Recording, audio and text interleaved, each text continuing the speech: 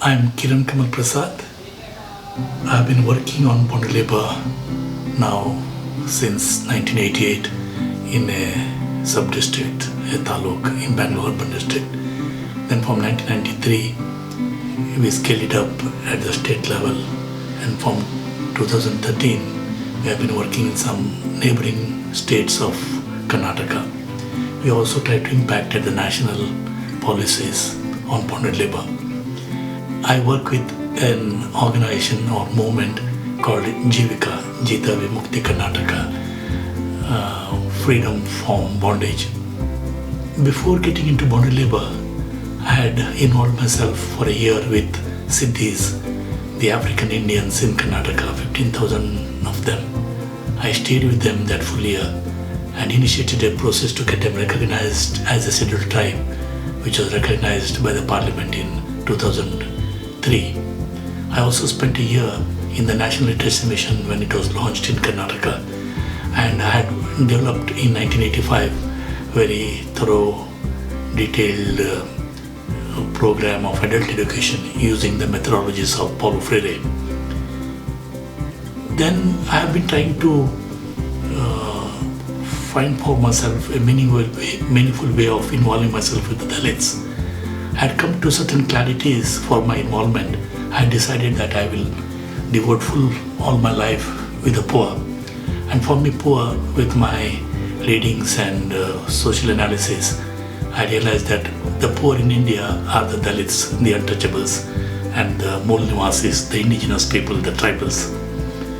And also the approach of involving would be to build awareness among them, and with their awareness build up their leadership and help them to address their own problems. With these perspectives, I was trying to see how I can get into the reality of Dalits. And again, I was in a village from 1986, and hardly I was 6-7 months there. I, in a way, dramatically came face to face with bonded labor. The dominant caste in the village imposed social boycott on the Dalits with a demand that I should be sent out of the village. I was at a loss to understand the reason of it, and a senior police officer who was investigating this incident just asked me how many bonded laborers there were there in that village.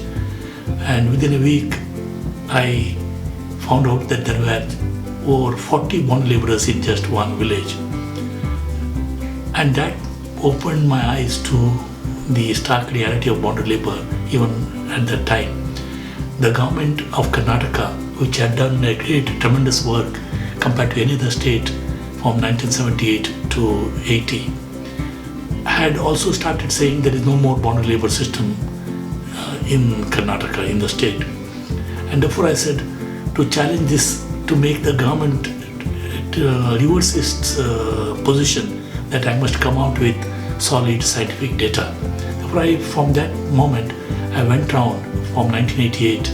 I went around every village, 300 or so in that one taluk of Anekal, and I identified nearly 700 of them and made a brief analysis, collected other data, basic demographic, socio-economic data.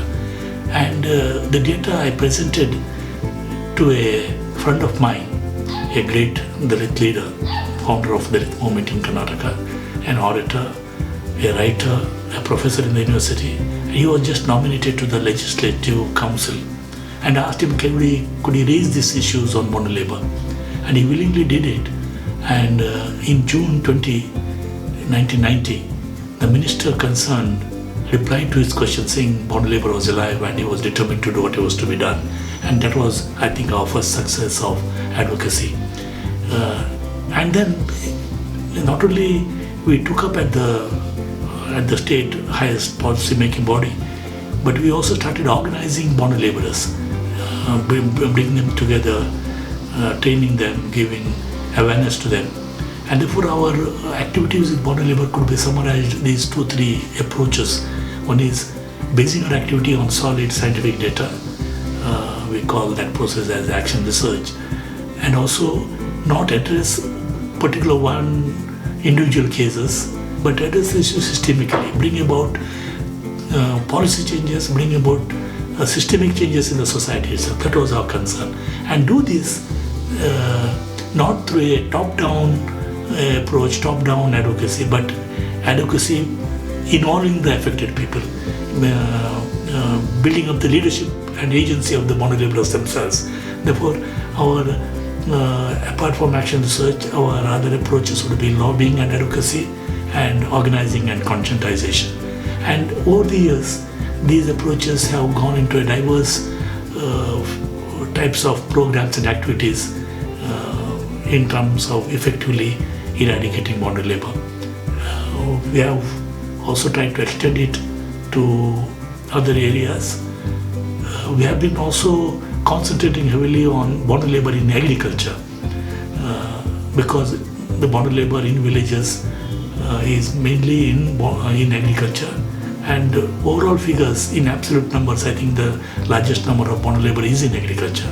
But of late we have been also trying to address bonded labor in all other areas. Of late now, migrant bonded labor, interstate, intrastate, from northern districts to southern districts is happening on a increasing scale, increasing level. Therefore we are addressing those, and bonded labor in non-agriculture sectors, in brick kilns, in stone quarries, in poultries, all these we have been trying to address. Another feature of our organization is that all these activists are from the Dalit communities, and most of them are the children of bonded laborers themselves. For us, bonded labor is not just one particular issue or one particular activity that we are taking up. We link bonded labor with a larger dream of eradicating the caste system, unequal caste system itself, and in a way it is an effort to bring about larger egalitarian society.